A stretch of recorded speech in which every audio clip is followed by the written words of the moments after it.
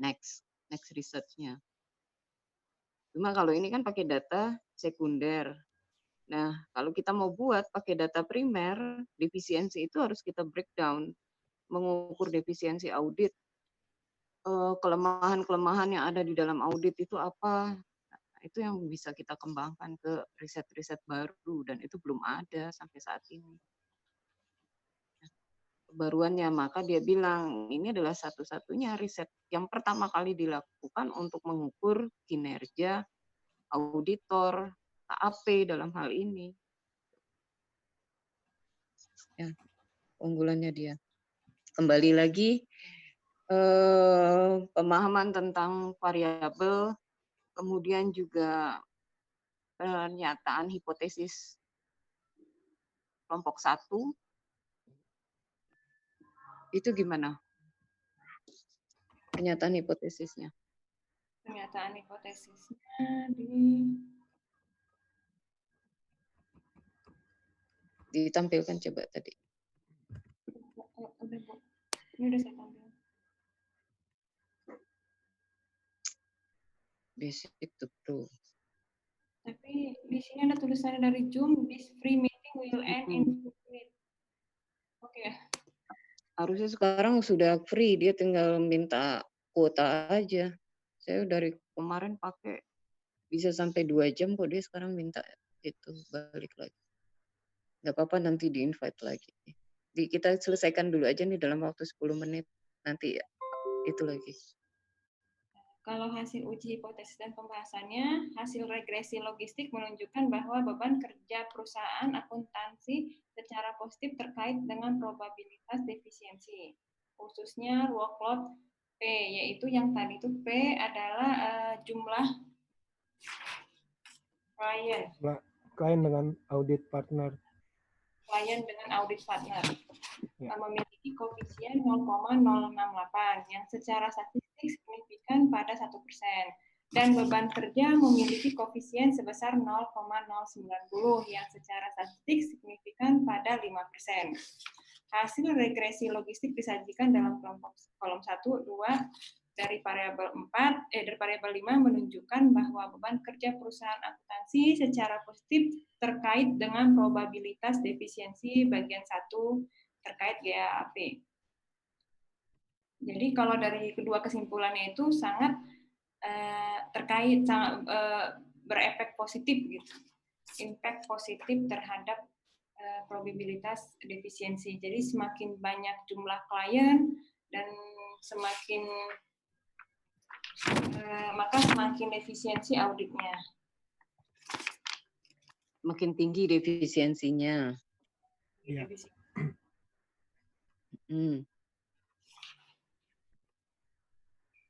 Ini ada part 1 US GAAP dengan satu lagi apa dia? Ya. Yang GAS, Bu. Adalah audit standards dengan? Jadi part 1 GAAP itu diklasifikasi sebenarnya, Bu. Kalau yang masuk part 1 GAAP itu berarti data laporannya itu dia terkait dengan langsung dengan auditor. Jadi kayak kegagalan mengidentifikasi kesalahan GAP tersebut. Kalau yang part 2-nya itu yang GAS itu yang selain dari defisiensi GAP tadi. Jadi terkait dengan pendokumentasian sebenarnya, Bu, kalau ditulis di sini. Jadi mereka kayak mengklasifikasi lagi. Jadi yang kode 1 itu yang defisiensi JP, kalau enggak itu kodenya 0. Nah, itu kan harusnya adanya di definisi operasional variabel ya. Iya, Bu. Nah, itu yang nanti harus kuat. Nanti ketika Anda tesis, Anda harus pastikan bab 3 Anda cukup jelas sehingga orang paham. Itu. Ya. Kemudian ini arahnya positif, arahnya negatif. Workload ini arahnya positif ya? Ya, arahnya ya, positif.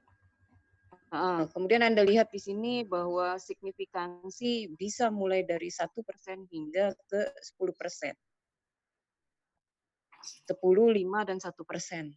Jadi kalau misalnya nanti dalam tesis Anda signifikannya di bawah 10% itu masih bisa Anda nyatakan diterima dengan tingkat signifikansi di bawah 10%. Bukan berarti dia tidak signifikan. Gitu. Ya, selama ini kan kita pakainya hanya yang 5% aja. Padahal kalau 10% pun itu masih boleh. Cuma diberi apostrof gitu, bintang 1, bintang 2, bintang 3. Kita belajar di sini ya. Kemudian R square. R square ini menunjukkan apa sih? Coba dilihat. R square 100 ya, pseudo R square. R kuadrat ini namanya kan bahasa Inggris. R kuadrat. Pseudo R kuadrat ini ya. R square ini menunjukkan kemampuan model ya, kemampuan model menjelaskan. Jadi di kemampuan modelnya Y dijelaskan oleh X-nya itu sebanyak 20% untuk yang part 1. Artinya seperti itu, 20%. 19,8% untuk yang part 1 yang kedua.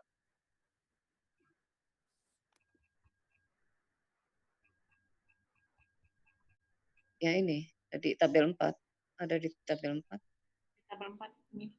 Pseudo R square. 0,2. Ya itu. Ya, 0,2 berarti 20% ya. Kemampuan model menjelaskan 20%. Variasi X itu akan mempengaruhi Y itu sebesar dijelaskan oleh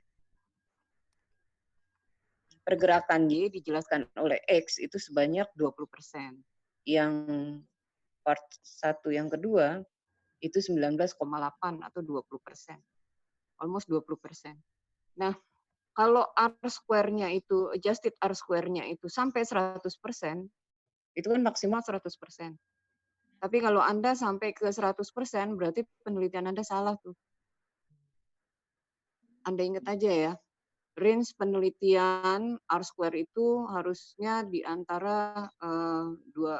Kalau dia terlalu kecil, misalnya 1% juga, itu ada yang salah dengan data Anda.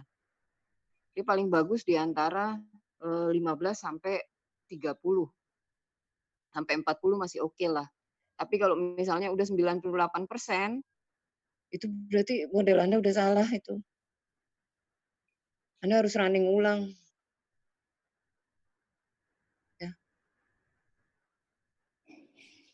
Ya. Pokoknya nanti kalau dilihat kan, kalau regresi pasti kita dapat tuh adjusted R square, R square. Nah, karena datanya banyak di sini, kalau X-nya cuma 1, Y-nya 1, kita pakai R square. Kan ada R square, adjusted R square, kemudian kita pakai adjusted R square ketika variabelnya lebih dari 2. Itu kita pakai adjusted R square. Karena di logit dia namanya bukan adjusted tapi pseudo R square, maka kita ambil ini. Paham ya? Ya, Bu. Nanti Anda akan ada sesi mengolah data kan? Masih ada nggak ya? Anda ingat aja, pokoknya kalau model Anda dieksekusi, kemudian Anda running, regresi, dapatnya adjusted R square-nya tinggi banget, berarti ada yang salah itu. Ya, hati-hati Anda harus cek kembali. Nah, itu salah ada data. yang mau bisa salah data, bisa misfit. Nggak cocok datanya dengan alat ukurnya, dengan statistik tools-nya.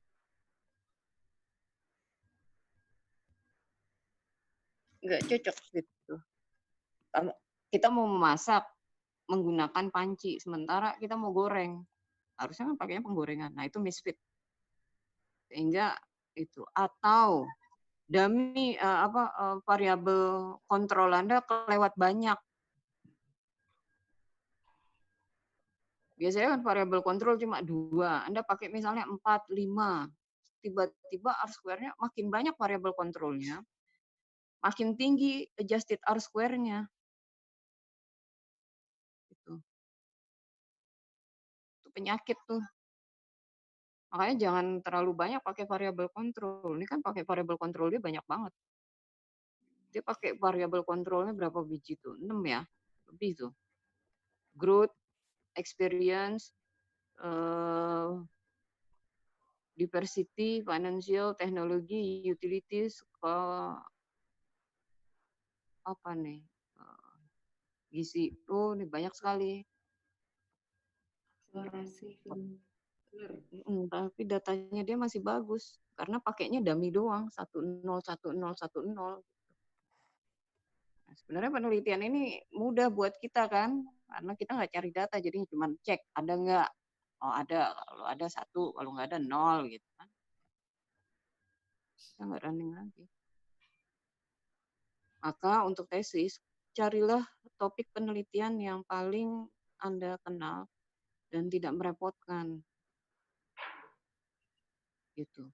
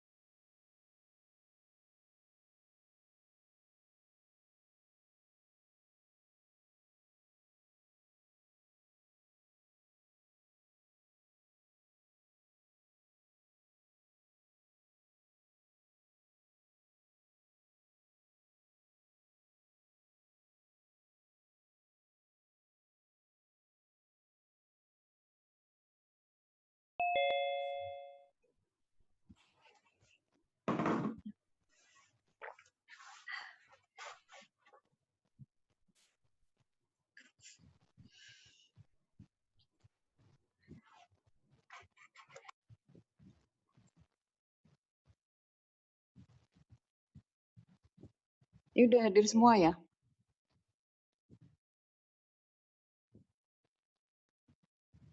Belum, Bu. 13. Oh, belum ya, masih 13. Ya. Oke, kita lanjut. Silahkan untuk yang lain yang mau bertanya. Pagi, Bu. Pagi. Maaf, Bu. Saya karena sudah lama banget nggak baca-baca kayak gini, Bu. Tadi saya sempat dengar kalau cuma takutnya saya salah nangkap ya, Bu ya. Minta tolong dibantu lagi mengenai tadi sebentar mana ya. Membaca tabel tadi, Bu. Tabel tadi. Itu apa memang sudah pakemnya bahwa R-square itu harus maksudnya kayak di bawah 50% ya Bu ya. Memang sudah pakemnya di situ. Jadi mau itu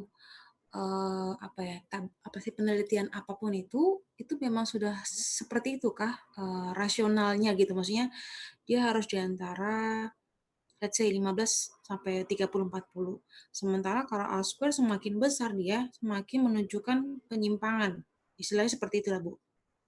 Kalau sampai 90% itu salah, Mbak. Salah, misfit. Nggak boleh sampai gitu. Kalau kita itu menggunakan R square adjust itu untuk apa ya, Bu ya? Untuk melihat posisi apa ya, Bu ya, kalau R square adjusted itu? Adjusted R square itu kita pakai, kan dia biasanya 3 tuh kalau di regresi linear biasa kan. R square, adjusted R square, R doang ya, kemudian R square, kemudian adjusted R square. Sebentar ada yang mau masuk. Kita kan pakai adjusted R square aja kalau variabelnya X1, Y-nya 1. Hanya 2 variabel. Tapi kalau dia lebih, maka kita akan pakai adjusted R square. Oh, jadi memang patokannya hanya di jumlah variabel ya, Bu ya? Ya. Oh, saya pikir tadinya sekarang namanya adjusted seperti apa ya? Adjusted kan penyesuaian ya, jadi kayak mau melihat dari versi lain. Berarti bukan ya, Bu? Itu memang melihat dari komponen variabelnya, Bu ya? Iya. Jadi memang ada ketentuannya. Kan makin banyak itu kan seperti kita memodelkan pertumbuhan badan dipengaruhi oleh hanya satu variabel, misalnya gizi. Padahal tentu kan bisa juga imunnya dia gitu. Nah, karena cuma satu variabel aja, maka kemampuan model untuk menjelaskan itu diukur dengan R square. Itu kan koefisien determinasi. Berapa banyak sih kemampuan untuk menjelaskan. Nah, sementara kan banyak sekali faktor yang mempengaruhi pertumbuhan anak kan. Bisa kita identifikasi bisa 100 faktor gitu. Nah, dalam model kita hanya pakai satu faktor. Kita pakai satu faktor kan berarti sebenarnya sembarangan kita pakai itu gitu.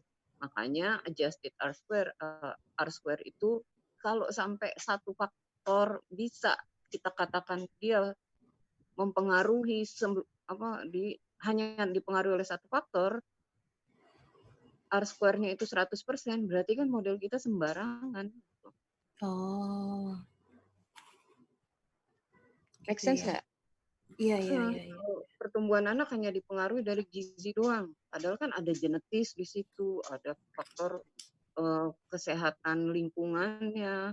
Nah, sementara dia hanya satu faktor.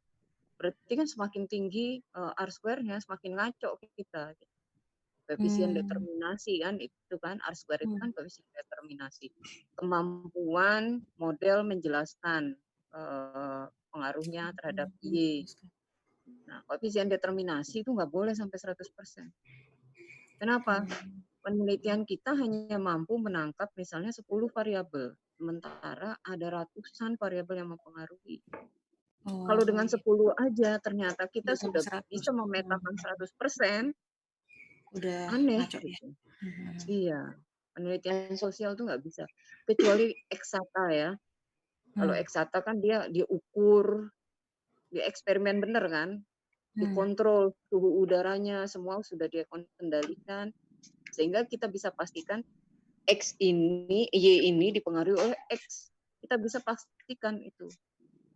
Makin tinggi R square-nya, makin bagus kalau di eksata, karena dia sudah kontrol semuanya.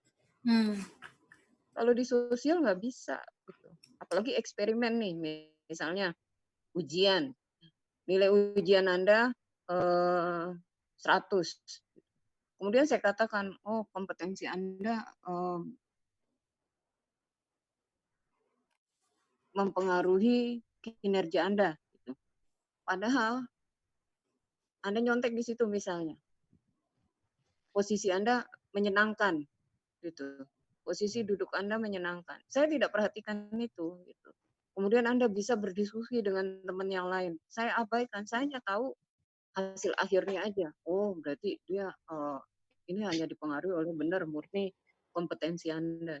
Nah, berarti kan errornya, kan kalau dalam persamaan regresi kan Y sama dengan A plus B X1 plus B X2 plus plus alfa. iya, plus itu plus error. Nah, errornya ini yang akan menjelaskan berapa persen. Ya, koefisien alfanya ini adalah koefisien kemampuan model menjelaskan. Errornya ini yang tidak terjelaskan, faktor-faktor di luar model yang kita buat. Oh, alfa tuh di luar daripada rumus apa? Formulanya Bu ya maksudnya ya? Error. Iya, error. Belakang. Error itu variabel lain yang tidak masuk di dalam model. Oke. Ya, jadi kalau misalnya kemampuan modelnya tadi 20%, ya 0,2 atau 0,198 berarti 19,8, berarti errornya adalah 80%. Dan itu sah, masih oke, masih valid di dalam penelitian keperilakuan, penelitian sosial terutama. Karena kan banyak sekali faktor yang mempengaruhi perilaku manusia, perilaku harga saham, kan banyak sekali. Nggak bisa kita katakan satu investor akan mempengaruhi harga saham. Enggak juga. Apa ya seperti Nah, kemudian Bu, kalau yang tadi, maaf tadi saya internetnya nggak stabil pas yang Ibu ngomongin dummy ya. Itu bagaimana sih Bu efeknya tuh kalau di tabel tadi tuh? Ada beberapa regresi, sebenarnya semuanya tentang regresi. Termasuk tadi saya mau cermati presentasi tadi, pertanyaan penelitiannya salah ya. Karena kalau hubungan itu korelasi. Hati-hati ya. Jenis hipotesa itu ada dua, asosiasi atau hubungan. Ini nanti uji hipotesisnya uji korelasi dengan pengaruh kausal. Kalau kausal kita pakai regresi karena X akan mempengaruhi Y. Tapi kalau dia asosiasi hanya hubungan saja, itu masih lemah. Hubungan itu dia X berhubungan dengan Y, tapi dia tidak pasti apakah X ini akan mempengaruhi Y gitu. Nah, penelitian di akuntansi sampai saat ini tidak pernah sudah berada di tahap pengujian pengaruh. Jadi hati-hati ketika Anda menyatakan hipotesis, kalau pernyataan Anda menggunakan pengaruh, berarti nanti ujinya dengan regresi. Mau regresi logik, mau regresi linear berganda, mau pakai Listrel, mau pakai apa.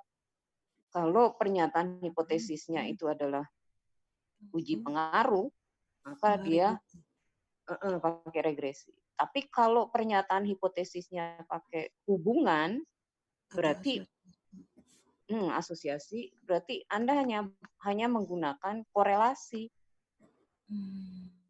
Korelasi. Nggak sampai ke regresi. Karena Anda tidak menghipotesiskan bahwa X akan dipengaruhi oleh Y akan dipengaruhi oleh X gitu. Nggak tegas gitu. Hati-hati ya. Kemudian ada lagi pengujian hipotesis yang ketiga, itu uji beda. Itu biasanya di uji beda. Uji beda. Uji beda tuh contohnya kalau di eksperimen. Ketika mahasiswa di treatment yang satu dengan kelas yang diawasi, yang satu di treatment dengan kelas yang tanpa pengawasan. Ketika ujian. Akankah ada perbedaan kinerja antara kelas yang diawasi dengan kelas yang tidak diawasi? Uji beda. Nah, ini kita pakai, kalau variabelnya banyak, kita pakai diskriminan analisis. Kalau variabelnya hanya 2 atau 3, kita pakai UJT aja, ANOVA, analisis ovarian. Kalau variabelnya banyak banget, kita pakai ANCOVA. Kalau kita pengen tahu variabel mana yang paling dominan membuat perbedaan itu, kita pakai diskriminan analisis. Sekaligus ya, nanti kita mudah-mudahan kita ketemu di satu artikel yang membahas tentang uji beda. Kalau eksperimen biasanya dia pakai uji beda. Dia pakai ANOVA, ANCOVA, diskriminan. Maaf Bu, tadi yang kalau untuk menguji melihat variabel yang paling dominan apa tadi Bu? Maaf. Diskriminan Oh, diskriminan. Analisis. Diskriminan analisis. Oke. Tapi Bu, kalau misalnya tadi yang dummy tadi tuh Bu ya, kalau dummy-nya semakin banyak, tadi kan 0 dan 1 ya Bu ya? Iya. Itu efeknya apa ya Bu ya? Apakah jadi lebih bias kah atau justru malah lebih pasti apa? Atau Kalau bagaimana Bu? dummy itu kan pengukuran variabel ya. Iya. Dia merepresentasikan variabel juga kan Bu sebenarnya kan? Enggak, variabel itu kan hanya ada 3 toh. Hanya ada 4. Dependent, independent, kemudian intervening dengan moderating. Kalau dia dummy itu adalah jenis pengukurannya. Oh. Dummy Soalnya tadi kan saya ngeliat di tabelnya banyak Bu, saya pikir itu akan mempengaruhi nilainya jadi entah jadi naik kah, entah jadi turun kah, berarti tidak Bu ya sama sekali ya? Enggak. Cuma kalau Anda pakai variabel kontrol itu kan dia pakai yang variabel kontrol tuh.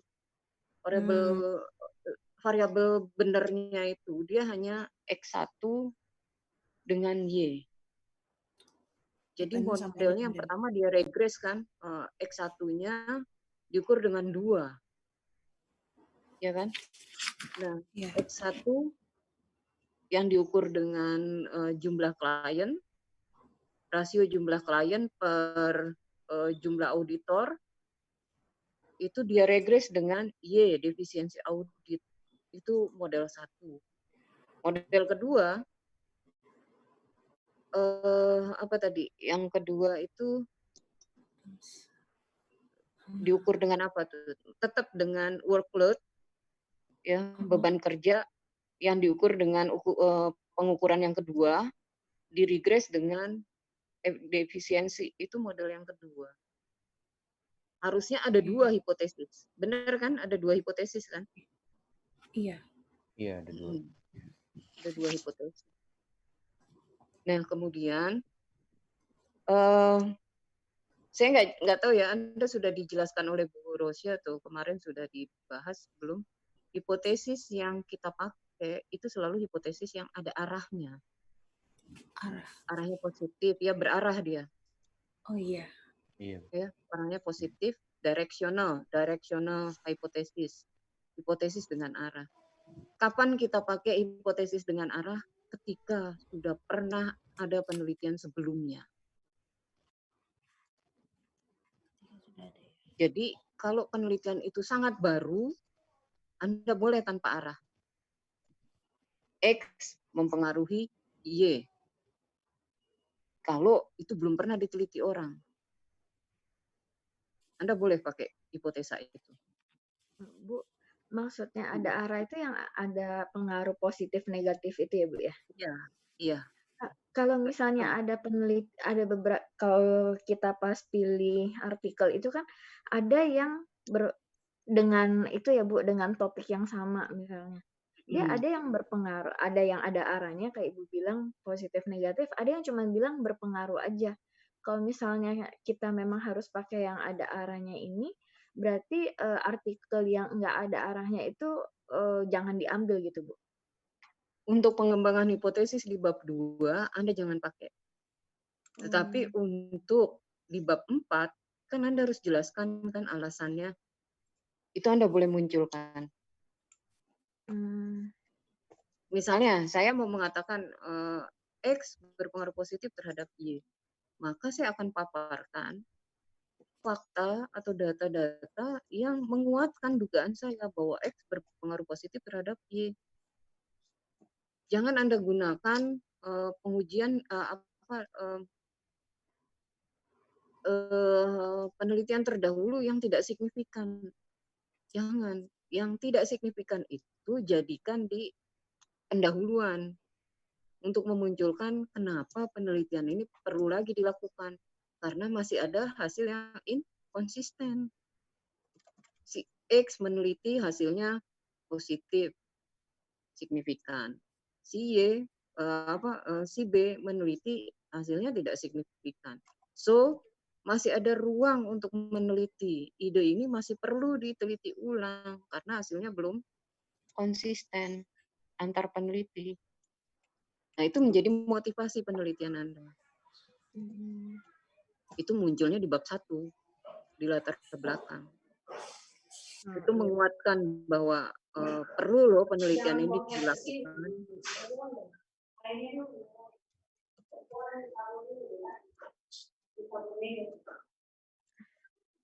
Nah, ketika mengembangkan hipotesis, Anda hanya akan memunculkan hasil penelitian yang konsisten dengan yang Anda mau turunkan hipotesanya. Jelas ya? Pada saat pengembangan hipotesis ya Bu ya? Iya, pada saat pengembangan hipotesis, pilihlah hasil penelitian yang dia signifikan dan arahnya sesuai dengan yang Anda mau uji. Inkonsistensi tidak boleh muncul di bab 2. Kalau kemudian nanti setelah diuji hasilnya tidak signifikan, munculkan yang inkonsistensi sebagai pembahasan Anda. Penguatan bahwa penelitian saya nggak salah loh.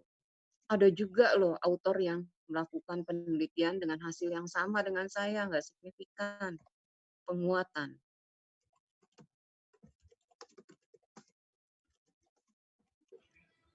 Untuk nah Ibu, kalau untuk jangka waktunya itu kebaruan untuk yang di bab 1 itu penelitian sebelumnya itu yang seberapa lama ya Bu maksudnya?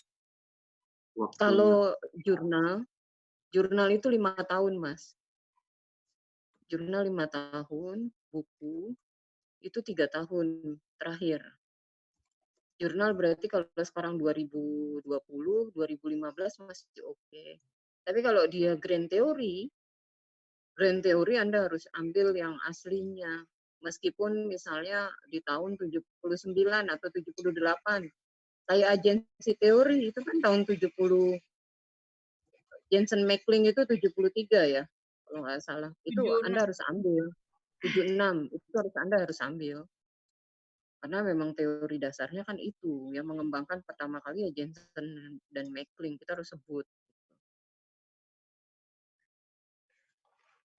Bu, boleh tanya yang balik ke tadi lagi Bu. Kalau misalnya hasil penelitiannya itu yang penelitian sebelumnya misalnya negatif, tapi pada saat yang saya uji itu positif, berarti kan beda arah. Ibu bilang kan harus cari yang hasilnya sama. Nah, kalau misalnya pas kita cari datanya rupanya yang hasilnya sama dengan saya itu artikelnya susah dicari Bu misalnya. Apakah saya harus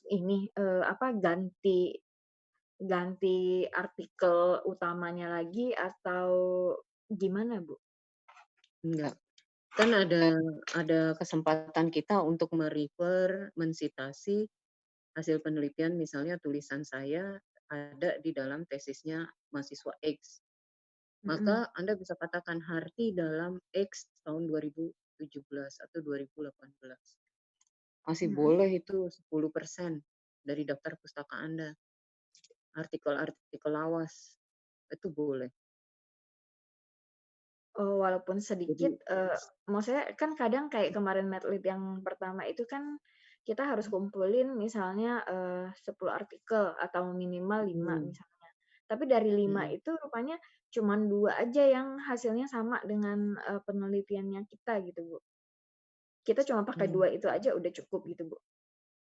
Nggak boleh. Kita harus cari lagi. Oh, Dan kalau nggak iya, Bu? perlu semua variabel itu ada di dalam satu artikel, jarang biasa. Jadi beberapa artikel, satu artikel misalnya memuat 2 variabel Anda, nah itu Anda ambil. Kalau sama plek.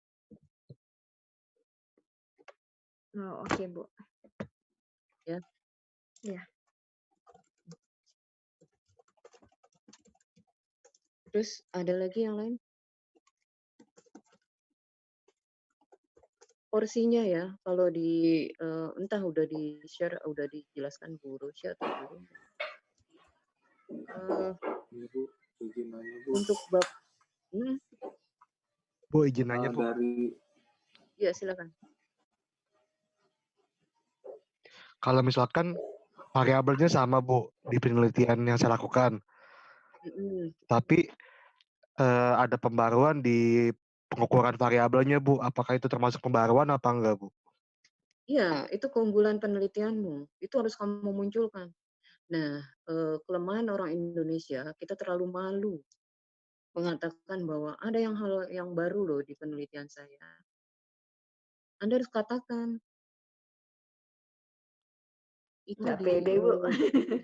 Enggak, di bagian bagian pendahuluan di bab 1 di paragraf terakhir. Sebelum perumusan hipotesis, sebelum pertanyaan penelitian, rumusan masalah. Anda harus katakan, kenapa penelitian ini penting? Kemudian apa hal yang Anda tawarkan? Apa perbedaan? Itu akan diminta, akan ditanya nanti. Apa perbedaan penelitianmu dengan penelitian sebelumnya? Itu akan ditanya. Kelemahannya kita tuh seperti itu. Kita terlalu malu mengatakan bahwa ada hal yang baru. Padahal itu susah loh.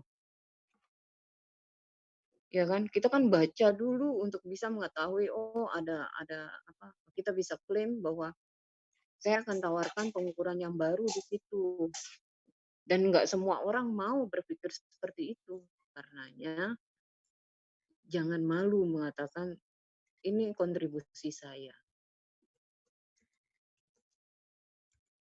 Ibu, nanya lagi, Bu, terkait apa sih namanya itu tadi jurnal-jurnal yang tugas ini, Bu ya. Itu saya ini kan mungkin dengan teman-teman juga ya, kami kan bukan yang golongan yang terus-terusan terbiasa dengan membaca jurnal. Kan bahasanya itu kan luar biasa ya, Bu ya, tidak terjangkau lah. Nah, Bu, kalau dibilangin, ini menurut asumsi saya, Bu ya, kalau dibilangin fenomena itu berarti seperti latar belakang kenapa sih diadakan penelitian ini, gitu kan ya, Bu ya, kurang lebih ya, kalau bahasa saya atau? Iya, sederhananya fenomena itu kenapa sih kamu mau memilih topik itu gitu? Oh, alasan kenapa memilih topik itu?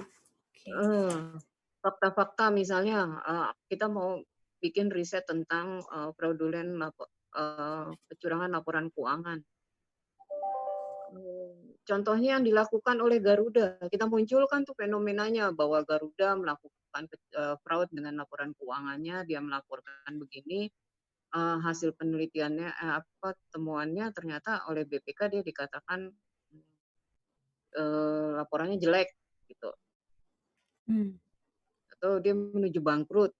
Laporannya bagus, tapi kok 2 bulan kemudian dia dinyatakan pailit, bangkrut. Nah, itu fenomena fakta. Fakta-fakta di lapangan yang menguatkan kenapa kita memilih topik itu. Nah, fenomena itu biasanya menguatkan Y-nya. Ya, bukan X-nya ya. Y. Variabel Y-nya. Dependennya. Jadi kita jelaskan tuh di situ Y-nya. Kenapa kita tertarik dengan Y itu? Kenapa dengan fakta fraudulent laporan keuangan, kecurangan laporan keuangan? Karena kecurangan laporan keuangan yang dilakukan oleh auditor itu akan berdampak pada kinerja harga saham. bisa jadi harga saham di Indonesia itu tidak representatif. Akibatnya apa? Kalau dokter salah suntik, yang mati 1 orang. Tapi kalau akuntan salah memberikan opini, korbannya semua yang ada di pasar modal itu. Konsekuensi ekonomisnya itu luar biasa.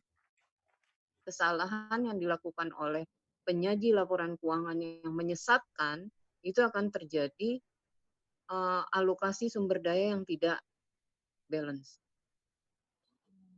Pengambilan keputusan yang salah. Gitu. Kemudian kalau dibilangin research gap itu kan berarti kayak kembali lagi kalau asumsi saya berarti kayak macam harusnya tetapi ternyata peraturannya tidak mendukung. Seperti itu kan Bu ya kalau gap ya dibilang ya kan? Bisa seperti itu. Jadi research gap itu ada perbedaan hasil. Yang satu mengatakan positif, yang satu mengatakan negatif, yang satu signifikan, yang satu tidak signifikan. Nah, itu bisa menjadi research ekspektasi Bu ya berarti ya, perbedaan ekspektasi ya dengan reality istilahnya. Ya, perbedaan hasil penelitian terdahulu. Masih belum konsisten misalnya, atau sudah konsistenkah? Oh, dibolak-balik diteliti, hasilnya sama, konsisten, baik di Indonesia, di luar negeri, mau dimanapun, ternyata hasilnya sama. Itu. Ya sudah, berarti nggak ada riset gap lagi dan tidak perlu lagi diteliti, karena sudah konsisten hasil. Siapapun yang meneliti, hasilnya sama, berarti akan menjadi ilmu dia.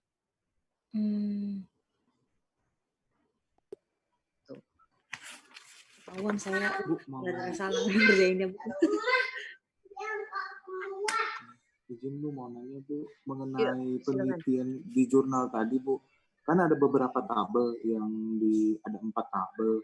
Yang di tabel kedua sama di tabel ketiga itu ada Pearson correlation sama Wilcoxon regresi. Nah itu saya Wilcoxon Z statistik. Nah itu saya belum ngerti Bu cara baca tabel dan kegunaannya mungkin. Dimunculkan aja Mas. Tadi ada nggak? Bisa dimunculkan nggak? Kalau korelasi tadi, tabel 2 ya, kalau nggak salah ya. Iya, Pearson correlation. Pearson correlation itu menunjukkan uji kualitas data sih sebenarnya. Kalau korelasinya tinggi antar variabel, berarti nanti kemungkinan pengaruhnya juga tinggi. Itu.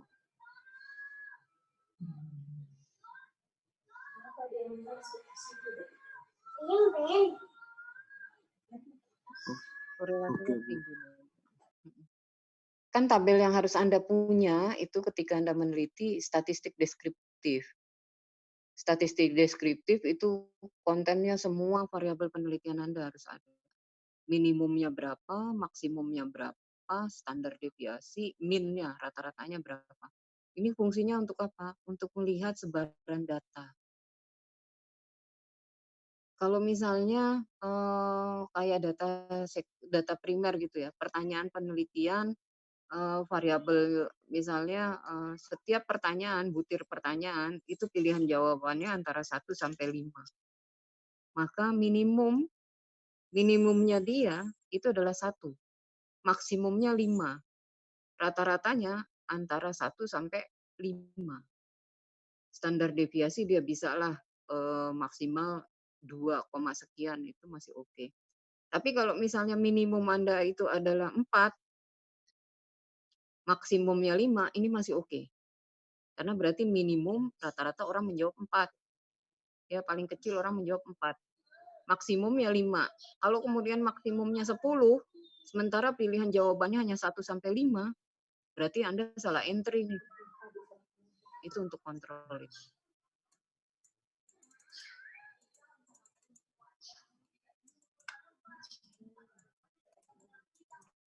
Sama dengan kalau Anda pakai data aset. Data aset juga seperti itu tuh. Aset yang satu jutaan, yang satu miliaran. Standar deviasinya pasti tinggi karena kan rentangnya dari yang minimum sampai yang maksimum tinggi kan. It's okay. Kemudian kalau dummy paling kecil 0, paling gede 1. Rata-rata ada nggak? Nilai rata-rata muncul nggak? Kalau dummy? Nggak muncul, Bu. Kayaknya Memang enggak, Bu. harusnya nggak muncul karena kan memang nggak ada tuh yang 0,5 itu kan nggak ada. Iya. Pilihannya hanya 1 dan 0, saling meniadakan kan? Karena kita pakai dummy. Nggak mungkin, sama kayak gender. Laki-laki 1, perempuan 0. Tiba-tiba ada rata 0,5. Wah ini gendernya apaan nih? Setengah laki, setengah perempuan. Maka nggak ada dia. Paham ya? Jadi kita lihat dulu jenisnya nih, kita mau sampaikan apa nih di situ. Statistik deskriptif, jangan sampai ditinggal. Itu kita melihat normalitas data dan sebaran data. Salah nggak kita? Kelemahannya, saya biasanya lihat dari statistik deskriptif dulu. Kalau statistik deskriptifnya benar, kemungkinan hasilnya benar. Tapi kalau statistik deskriptif Anda udah salah, berarti Anda salah mengolah nanti. Nah, itu dipertanyakan. Ini kayaknya kita nggak sempat nih yang kedua nih. Udah 9:30. Bu Harti mau nanya, Bu. Ya, silakan. Kalau di jurnal yang tadi malam disuruh ngerangkum kan dibilang harus menggunakan logistic regression kan, Bu? Nah, kalau misalnya logistic regression itu selalu harus mengeluarkan univariate test-nya, Bu? Iya, karena prosedurnya seperti itu. Kita pakai logit karena Y-nya dummy. Yes, betul. Karena Y-nya dummy. Kalau Anda pakai regresi biasa, itu nggak akan muncul itu univariate. Oke. Beda lagi. Makasih. Yuk, sama-sama. Halo Bu, saya boleh jadi nanya yang Bu. kelompok kedua minggu depan, Bu. Minggu depan, iya kita percepat. Nanti memang kalau memang perlu kita nggak apa-apa sih di Anda review, nanti kita bahas. Kita tinggal langsung ke membaca data aja. Ya. Oh iya. Nanti kita Oh iya. Udah ya. Udah lupa lagi deh Anda nanti. Bu, boleh izin bertanya Bu? Iya silakan. Bu, ini saya mau nanya, saya masih agak ngambang ya mengenai masalah pertanyaan negatif. Seandainya kita bikin penelitian pakai kuesioner kan ada pertanyaan positif sama negatif. Nah, definisi pertanyaan negatif itu yang bagaimana ya Bu ya? Pertanyaan negatif. Pertanyaan negatif itu kalau misalnya saya tidak suka dengan situasi seperti ini, itu pertanyaan negatif. Berarti ada kata-kata tidak ya Bu ya? Iya, rasa bahasa kita seperti itu. Sehingga kalau dia menjawab setuju, maka Anda entry-nya akan Anda balik. Berarti scoringnya nanti dibalik ya Bu ya? Iya, namanya reversal. Jadi intinya pertanyaan negatif ini mau sejalan dengan penelitian sebelumnya atau enggak itu nggak mesti Bu ya, tapi harus ada kata-kata tidaknya itu ya? Iya, pertanyaan negatif ya. Biasanya pertanyaan negatif ini dipakai untuk memastikan bahwa si responden itu membaca benar. Dia biasanya buat kontrol aja sih. Terkecoh ya Bu ya? Iya, buat mengecoh dia. Konsentrasi penuh nggak ketika dia mengisi. Ternyata keenakan tuh jawabannya sama semua. Padahal nah, itu biasanya aptitude test kita loh. Tes psikologi kita kan banyak tuh yang kayak gitu. Iya. Soalnya saya waktu S1 pernah Bu ya, saya terkecoh waktu di sidang skripsi, saya bingung ditanya dosennya kan. Ini kamu ada pertanyaan negatif. Saya bingung yang mana ya. Ternyata saya salah masukin skornya. Itu kena revisi saya nanti. Iya. Harus dibalik memang. Kalau enggak, itu pasti akan merusak data. Iya. Ya, makasih Bu ya. Yo, sama-sama. Ada lagi? Bu, izin bertanya, Bu. Silakan. Kita Ini, Bu. udah semuanya hadir ya?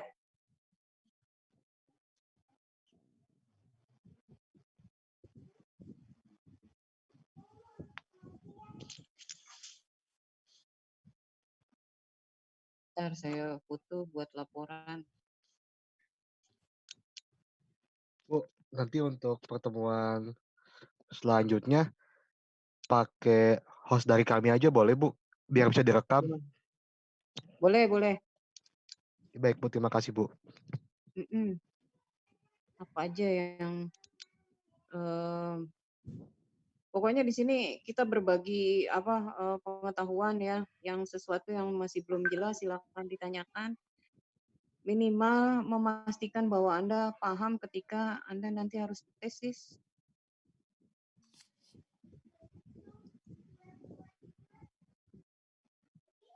Oke, tadi ada yang mau tanya lagi? Ya, Bu. Terkait ini, Bu, seandainya hipotesis kita itu pengaruhnya negatif, Bu. Boleh nggak di pertanyaannya itu di waktu hubungan antara X dan Y yang negatif itu kita buat pertanyaannya memang mengarah ke hubungan negatif itu, Bu?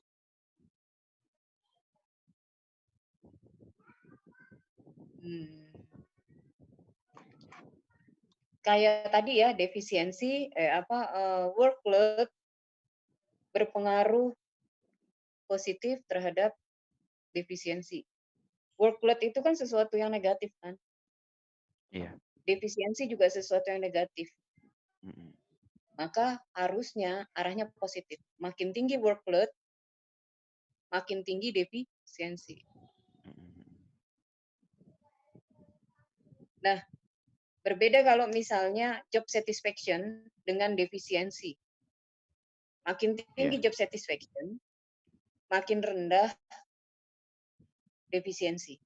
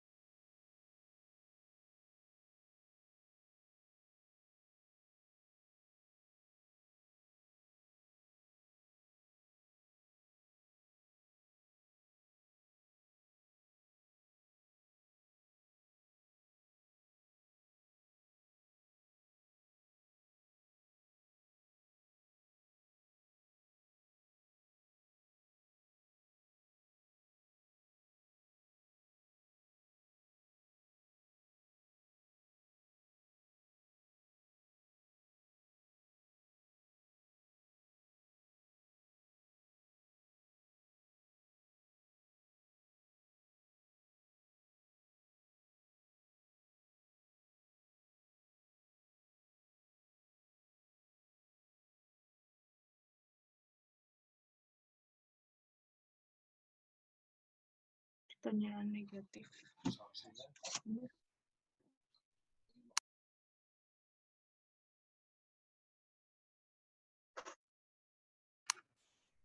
Oke, sorry, bolak-balik ya. Masih ada kelas hari ini? Ada, Bu. Ada Bu nanti Bu. Ada Siang. 2 lagi, Bu. Ada 2 lagi ya? Sampai sore. Sampai sore? Sampai jam 4, Bu. Gak apa-apa, nunggu beduk tinggal. Ya Bu. Oke, apa tadi pertanyaannya ya? Itu Bu, boleh yang kita membuat pertanyaan terhadap pengaruh negatif itu sudah diarahkan di pertanyaan ke variabel Y-nya itu memang arahnya negatif itu. Kayak misalkan dulu saya pernah waktu S1 itu Bu, ada pengaruhnya negatif, maka pertanyaan atas variabel yang negatif itu saya buat memang arahnya jawabannya itu adalah 1 2 atau 1 2 3 itu jawabannya. Jadi memang yang tidak setuju itu Bu, supaya nanti arah pengujiannya itu memang jadi negatif itu. Diperkenankan nggak sih Bu seperti itu? Nggak boleh. Oh ya. Itu peneliti, kita sebagai peneliti harus bebas nilai. Dan untuk S1, untuk S2, Anda belum boleh bikin kuesioner. Oh ya. Anda hanya pengguna. Yang mengembangkan kuesioner itu anak S3, biar mereka yang pusing. S1, 2 itu kita hanya pengguna aja. Berarti caranya untuk memastikan jadi hasilnya negatif itu gimana Bu ya? Hasilnya negatif.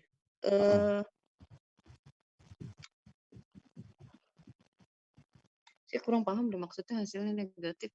Iya, supaya nanti waktu kita uji itu kan dia harus minus tuh Bu ya.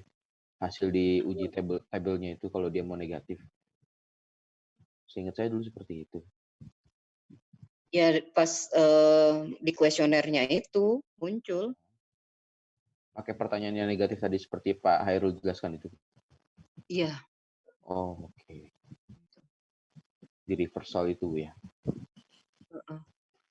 Iya. Karena kan kalau misalnya saya tidak puas dengan pekerjaan ini, maka jawabannya setuju. Iya. Iya kan?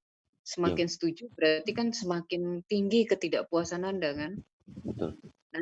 Nanti hasil statistiknya pasti arahnya negatif. Tapi kalau misalnya dia jawabnya, dia nggak setuju tuh dengan saya tidak puas dengan pekerjaan ini. Kalau dia jawab tidak setuju, sebagian besar responden Anda mengatakan tidak setuju, maka hasilnya positif nanti. Itu untuk skornya itu kita balik juga Bu, yang tidak setuju jadi 5, 4, 3, 2, 1 gitu? Enggak. Oh tetap? Kalau kamu balik nanti hasilnya positif. Malah positif Bu ya?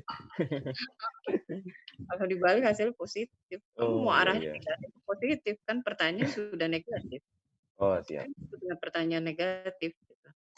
Iya Bu. Baik Bu. Jelas Bu. Ya ada lagi yang lain? Tesis itu, laporan penelitian itu terdiri dari 5 bab ya.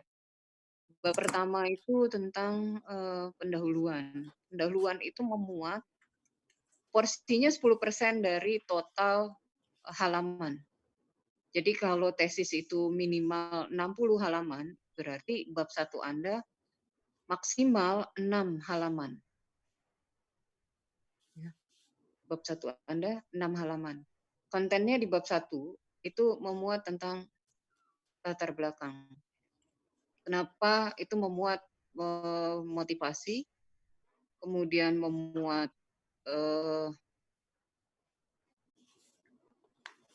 fenomena, kemudian perbedaan penelitianmu dengan penelitian sebelumnya, itu sudah harus ada di bab 1, di pendahuluan. Kemudian bab 1 itu isinya latar belakang, kemudian perumusan masalah, tujuan, dengan manfaat.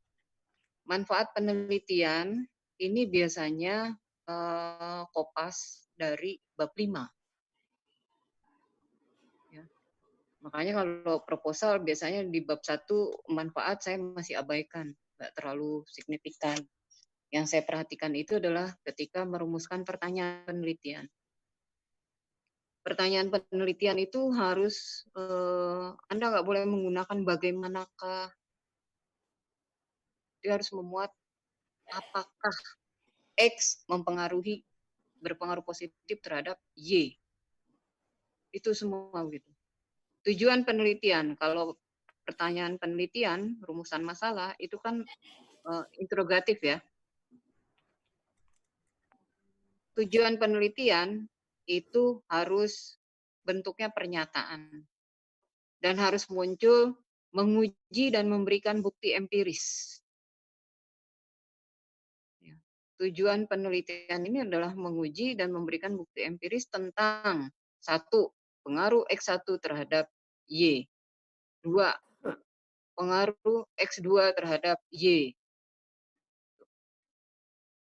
5 pertanyaan penelitian Anda, ada 5 tujuan penelitian Anda. Itu konsisten.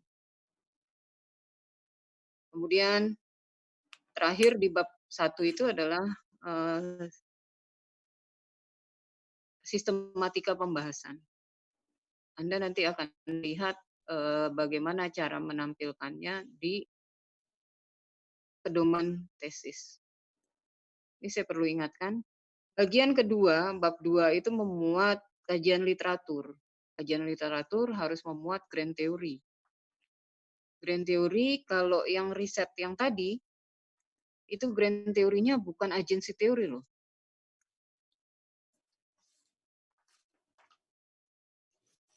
Y-nya tadi apa? Audit. Defisiensi. Ya, audit defisiensi. Defisiensi audit ya. Saya lebih cenderung ke decision making teori. Grand teorinya. Pengambilan keputusan. Kenapa sih KAP-KAP ini bertindak tidak mematuhi ketentuan? Grand teori itu ada 2. Grand teori yang berasal dari empiris. Jadi kayak agency teori, motivasi, teori kepuasan kerja, itu teori empiris. Kemudian ada juga yang teori normatif. Sumbernya dari mana? Peraturan perundang-undangan, peraturan OJK, peraturan dari IAI, peraturan pemerintah. Nah, itu normatif. PCAOB ini normatif. Ikatan Akuntan Amerika, dia menerbitkan aturan bahwa auditor itu harus mengaudit dengan cara seperti ini. Ada aturan normatifnya. Jadi perhatikan grand theory itu dari teori utama yang diterbitkan, yang muncul di riset-riset terdahulu, kemudian dari normatif dan dari penelitian terdahulu. Jadi ada 3 nanti ya teorinya. Cuma kan dibagi 2, kalau yang grand theory, yang normatif dengan yang teori terdahulu. Grand theory yang dari awal-awal itu. Kalau di kita punyanya kan agency teori, positive accounting teori, itu cuma punya 2 itu.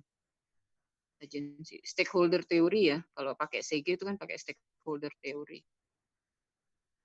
Bu, mau bertanya Bu, untuk grand teori itu yang dilihat, maksudnya yang dimasukkan ke dalam grand teori itu variabel X atau variabel Y-nya? Kayak misalnya yang tadi artikel tadi, saya masukin grand teorinya plan behavior. Bisa nggak itu? Karena saya melihat dari sisi behavior si auditornya. Dari sisi variabel X-nya. Decision making teori juga bisa cocok juga. Termasuk plan behavior itu adalah decision making teori itu. Bisa. Oke Bu, baik Bu. Ibu mau tanya Bu. Kalau compliance teori itu bisa masuk nggak ya untuk kasus ini? Bisa. Kepatuhan. Compliance nanti kaitkan dengan normatifnya. Aturan dari AICPA itu ya, Bu ya? Iya. Compliant. Itu yang nanti akan menjelaskan di normatif teorinya. Paham ya? Kelihatannya udah oke nih. Jadi kalau nanti bikin bab 2, grand teorinya harus sesuaikan. Kalau Anda pakai aturan pajak, berarti ada normatif teori itu nanti. Peraturan pemerintah, peraturan perpajakan. Yuk, silakan. Bu, maaf. Jadi ini kan tadi saya grand teori kan dibagi dua, empiris sama normatif. Nah, jadi sorry tadi pertanyaan Gesi mau ulangi. Jadi itu yang sebagai grand teori itu bisa kita pakai dari yang si Y yang kita kembangkan. Iya. Iya, Bu ya. Terus kemudian kalau gitu bisa ada di dalam kita punya tesis itu nanti grand teorinya yang versi empiris sama yang normatif kan, kalau misalnya kita bahas ada yang peraturan juga berarti kan Ibu ya, berarti dua bisa gitu ya, maksudnya dua hal yang Bisa. berbeda, maksudnya berarti ada empirisnya ada yang normatifnya juga bisa berarti ya. Bisa, nanti kan kita akan munculkan ketika pengembangan hipotesis. Pengembangan hipotesis kan variabelnya apa, yang cocok apa gitu. Jadi kalau misalnya pengembangan hipotesisnya tentang CG, maka kita akan pakai stakeholder teori. Oke. Gitu. Mana yang lebih kental teorinya? Jadi grand teori itu tentang si Y-nya lebih fokus ke, karena dia yang lagi diuji, dia yang dilihat pengaruhnya, maka dialah fokus senternya situ. Baru normatifnya mendukung gitu ya, Bu ya. Iya. Bisa juga di X-nya. Kan kayak CG kan dia X kan. Nah, untuk bisa menjelaskan X kan kita harus pakai teorinya stakeholder, bahwa pengguna laporan keuangan itu adalah juga si stakeholder, maka pakai stakeholder. Ya. Jadi maksud Ibu grand teori juga tentang si X juga, Bu ya? Bukan hanya Y doang? Iya. Oke. Jadi yang mendasari pengembangan hipotesis kita itu kan menjelaskan nanti. Jadi nanti di pengembangan hipotesis itu harus muncul relevansi grand teori Anda dengan variabel yang Anda pilih. Yang sedang Anda turunkan hipotesisnya. Coba dikembangkan lagi deh kalau kita. Terima kasih. Ya. Ada lagi? Ibu, boleh satu lagi, Bu? Silakan. Saya mau nanya terkait dengan tugasnya. Itu kan kita disuruh untuk poin yang G itu untuk menyebutkan penelitian terdahulu yang relevan. Kemudian itu di breakdown lagi artikel utamanya apa aja, kemudian pendukungnya apa aja. Nah, di situ kan saya agak kesulitan dan saya mikirnya kalau yang termasuk ke dalam artikel utama itu adalah jurnal-jurnal di mana menggunakan salah satu atau semua atau beberapa variabel di dalam penelitian yang sedang diteliti. Itu betul apa tidak ya, Bu ya? Iya, benar. Jadi kalau ada variabel yang digunakan di dalam penelitian yang sedang diteliti, itu berarti masuknya ke artikel utama, begitu, Bu? Iya. Sebenarnya nggak ada artikel utama, artikel pendukung, nggak ada ya, karena semua artikel yang kita pakai itu adalah artikel rujukan kita gitu. Nah, yang akan masuk ke dalam penelitian terdahulu itu adalah penelitian yang minimal memuat 2 atau 3 variabel kita. Karena kita akan munculkan nanti ketika pengembangan hipotesis. Minimal berapa tadi, Bu? Minimal kalau di Maksi itu 1 variabel, 1 hipotesis itu 3 penelitian. Minimal 10 itu. Penelitian untuk 1 variabel ya? 3 penelitian. Itu biasanya 10 sih, rata-rata 10 sampai 12. Ya kalau topiknya penelitian itu sudah sering dilakukan seperti pasal modal, kan banyak banget itu penelitian itu. Tapi kalau yang penelitian PCAOB ini masih jarang. Kemudian jangan alergi dengan bahasa Inggris ya. Oke, Bu. Karena kita akan pakai juga terus. Sekali-kali baca hasil penelitian dari jurnal. Ini di accounting review kan yang saya kirim kan. Itu jurnal terbaik di dunia. Makanya agak susah kan kita membaca. Tapi terstruktur. Enak, dibacanya enak. Memang kalau yang masih pemula masih susah banget memahamkan. Biasanya jurnal anak S3 kalau accounting review itu. Nah, saya paksa Anda untuk membaca karena seperti itulah harusnya kita membuat laporan penelitian. Lihat tabel yang ditampilkan. Tabelnya itu singkat, padat, jelas. Dan Anda akan membuat di tesis Anda tabel-tabel seperti itu. Jangan tabel tentang R-square, satu tabel isinya cuma satu, secuil doang. Wah, itu menyakiti hati kita itu. Nah, ada lagi?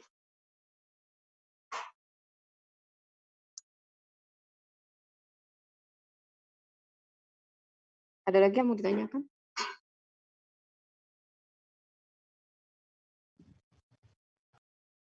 Cukup, Bu. Sudah masuk jam pelajaran selanjutnya, Bu.